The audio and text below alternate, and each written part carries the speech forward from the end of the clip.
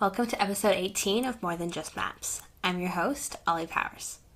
This podcast was created with the intent to help anyone in the GIS field get from where they are now to where they want to be that your first job, a career move, or just improving your GIS game overall. On today's episode, I conclude my interview with Lieutenant Ronald Vaughn. We talk about how he took the reins and made sure he had all the tools and help he needed to succeed in this new phase of his career in GIS. After being nominated to the SCOG Board of Directors, he met as many GIS professionals as he could and continues to do so. We also chat about some of the projects that Lieutenant Vaughn has helped Dallas Fire Rescue with and how this directly impacts the department's ability to respond to calls. And we're back for part 2 with Lieutenant Ronald Vaughn of City of Dallas Fire Rescue. Welcome back, Ron. Thank you. So last episode, you had briefly mentioned SCOG before we kind of dove deeper into your background with GIS. Let's talk about what SCOG is and how you got involved with that. Okay, SCOG is the South Central Arc User Group, and it's made up of GIS professionals from here in the state of Texas, Oklahoma, Louisiana, and Mississippi.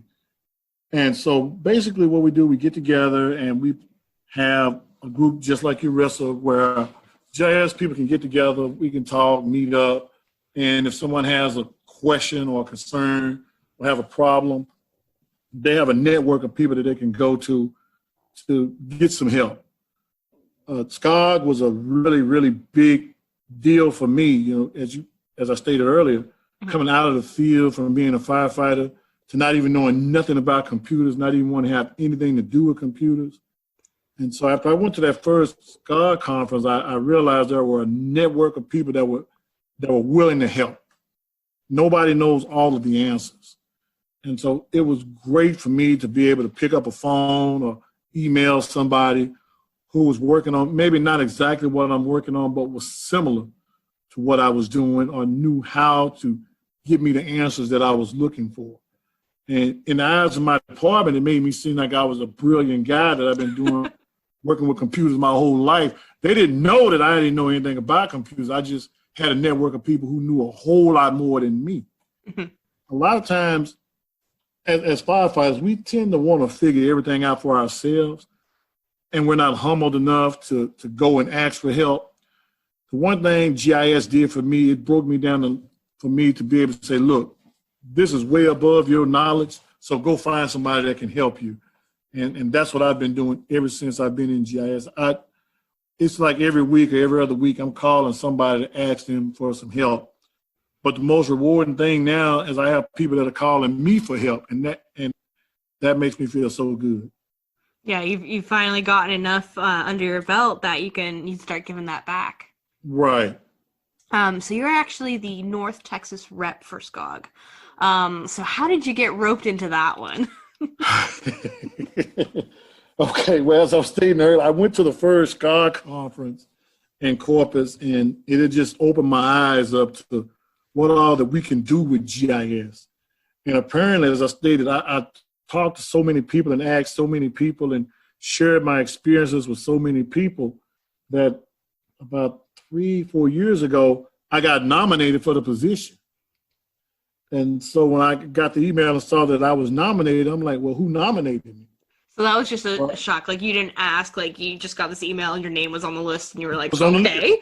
Right. Even to the day, I don't know how I got nominated. And so when the president called me, Charles Brady, and asked me, do I accept the nomination? And I said, well, Charles, I said, I don't know if I can do this. And so he said, why? Why do you think you can't do it? I said, well, because I don't know a lot about computers. I mean, I'm still learning. So he said, well, look, everybody's still learning. Nobody knows all the answers. But I think you'll be a good fit. If you want it, you know, it'll mean a lot to me if you went on and accepted a nomination. But if not, I'd understand. I said, okay, well, I'll accept it. And I didn't think I was going to get voted in, to be honest with you. And so when I got voted in, were you up against anybody? Yeah, I did. I ran against some. Okay. And I thought that person was going to win. Okay. No, I did run against somebody, and I won. Okay. And So when I got there, I said, I'm the type of person, and this is me. No matter what I do in life, no matter what I do, I'm going to go 100% on whatever I do. Because it's easy to sit back and point and say, that should have been done, that could have been done better. But we're all in this together. And I was always taught that many hands make light work and iron sharpens iron. Yeah. And so I said, you know what? I'm going to do something that's never been done in this organization before. I'm going to go around and meet as many people as I can that do GIS, because not everybody can make it to a ERISA event or a SCOG event. Mm-hmm. So I'm going to go meet as many people as I can. And that was the whole purpose of when I started doing user group meetings going around. It was for me personally, and I'm being a little selfish, for me to meet as many people that I could that's out there. Because I want to learn from as many people as I can come in contact with. I mean, even if it's a wino on the street, I'm going to learn something from that wino. Maybe it's not to drink the kind of wine he's drinking, or maybe not to drink at all. But I'm going to try to learn from everybody I come in contact with. And that was the whole purpose of me doing the user group meetings like I did. I wanted to get out and learn and see what everybody else is doing. And what I found out doing this, by going around to different locations, there are a lot of creative and sharp individuals that are doing GIS. And there's a list of people that I've met, and I'm so impressed with what they've done. It's incredible. And so on that vein, so how many user group meetings have you been able to go to then? Do you know the number off the top of your head? Yes, see, I was doing one pretty much every month. So I think we've probably done maybe 9, 10 that we've done. All right, and that's all over North Texas. All over North Texas. What SCOG considers to be North Texas. Right. See, yeah, exactly. I've done about 9 or 10. Okay. So you've met quite a few people in those meetings then. And they're all from different... They all do GIS, but they're all different industries.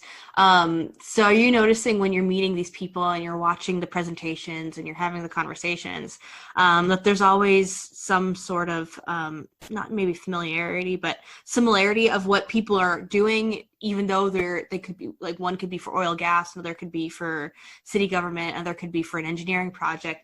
Are you seeing that, like, there's that commonality in it within everybody? I am. I'm answer that 2 ways. I do see the commonality because I can look at what somebody in oil and gas and see what they're doing. And I can just look at, okay, how can I use what they're doing and use it in my field in the fire service? But I'm also seeing a lot of people that are in oil and gas, but they're able to use their imagination and do something totally different, if that makes sense. Yeah. So there's let's just say if there's 10 people that are in oil and gas, I'm just using it as an example. I'll see 10 things that are the same that everybody is doing, but then when you go deeper into what they're doing, there's going to be a variance there. That makes sense. Yeah, that makes sense. So I see on the surface what they're doing. I'm more interested in what they're doing at the next level. And that's where I see the variation comes in there. And that's where I appreciate the skill and the talent level of those individuals that are doing GIS. Because they can just take the same thing and do it a bunch of different ways. And if one way doesn't work for you, you could try the next way kind of thing, right? Exactly. Yeah. I mean, like I said, I have met some talented individuals doing this. It's too many in the name. It's too many in the name, and I'm impressed with everything that they do. And I try to take what I pick up from them and I try to use it in what we're doing here in Dallas with the fire department here. Some of it I can duplicate it, but some I can't. So that's the challenge of it. Yeah. So speaking of what you're doing in Dallas, so there's 2 projects I know of that you've worked on. One is marking the trail systems, and the other is mapping Lake Ray Hubbard, which the city of Dallas owns. Not every city has water property, and Dallas has quite the lengthy trail system. Right. So do you want to talk about those two projects and just like how you've gotten those off the ground and running, and how it's helping and how it's helped you understand the industry a little bit or two? Okay. Well, the trail system was actually being done when I got into GIS. And basically what that is, if you go to any trail in the city of Dallas, any park, and you see a trail and you'll see a sign that has, like one may say LPR 100. Okay. That means that it has a name of that trail, and then that number, that post number, which is 100, has an XY coordinate to it. So if you're out on the trail and you sprained your ankle and you say, hey, I'm at LPR 100. So when you call dispatch and you tell them that, they'll type in LPR 100, and it'll give them a physical address to that sign. So what we do, we go out with parks every Friday, and we'll pick a trail that hasn't been marked, and every eighth of a mile, we'll put that trail marker down. And we'll give it an address, but we'll also have routing instructions for the men and women that are responding to that location so they know how to get there faster. So when they come out of the station and they get to the location, it's okay, get on the trail, walk half mile, and you'll see it on your right. So it's something basic as that. Then we'll have, if there's a gate that they have to go through, we'll give them the combination to their gate. And also we'll tell them, hey, you can't drive this piece of equipment on the trail. You won't be able to get through. So we give them everything they need to deal with that call. Well, like I said, it's the address, the location, caution, what could be there. Like we're doing one now at Cypress Waters, and they have part of their trail is going through an area that has a lot of rattlesnakes in it. So we put that in there, there's rattlesnakes in it, and then we'll tell them what type of equipment they're going to need to use to get to that patient. So all of that's on this, usually like a half a page to a page of information. Okay. And again, that goes back to when I was telling another gentleman, I got to read all this stuff before we get there, but we'll have that information. So in theory, you can jump on any trail in the city of Dallas. We're up to about 220 some miles of trails, and we're supposed to eventually get up to about 300. A little over 300. That's a lot. And so you can get on any trail in Dallas and walk the whole city. Which is amazing, especially since Dallas is not exactly the most friendliest of walking areas, but I say that, but you have like such an extensive trail system that it does make it possible. The cool thing about it, we'll go to a trail that may not have been marked, and we're marking it that day. And I'm shocked at the number of people that are actually using them. Yeah. And all of the trail markers and all the trails look the same no matter what part of town you live in. They all look the same. They look similar. Mm-hmm. And it's amazing how much they're being used. And another thing that I do, that once we get the signs out, I kind of take it upon myself. I'll go some evenings just to see how the lighting is there. Yeah. And then we'll make a request to have some lights installed out there. So that's just kind of something I do just kind of on my own, or just because that's the first responding. I want everybody to be safe. Yeah. And you're able to do that with your background as a firefighter and now the new knowledge you've gained by dipping your toes into GIS. You're able to merge that in a way that's benefiting a lot of people. But yeah, I never thought of it that way, but that's true. That is true. That is true. Yeah. So, and then you've gone out and you've actually mapped Lake Ray Hubbard, not only the lake, but you've mapped the hazards in the lake. So how was that process? Okay, now that was kind of interesting the way that came along. We went and we did the State Fair of Texas. We did the State Fair. We made this app for all our responders at the State Fair. They had all the ticket booth. Because every year we would do a map for the fair. I'm like, you know what? I worked out at the fair before, and we had a hard time finding people. So we went out. Me and Neil Brown. He's our GIS analyst. He works there with me. We went out and we spent 2 weeks out at the fair building this app with Collector. Where every ride, every vendor booth, ticket counter, everything out at the fair, we put all that in an app form. Well, a couple years later, I was called by one of our responders. He works at Station 39, which is the station that's responsible for Lake Ray Hubbard. Okay. And he said, well, hey, Lou, here's the deal. We got practically a whole new station over here. Now this gentleman, he had been at the station for years, for about 10 years. And so he knows the lake. He grew up, around the lake. He knows the lake. So when you're saying new station, you mean like turnover the people who were stationed at the station? Exactly. We had people retire and get transferred out and promoted out.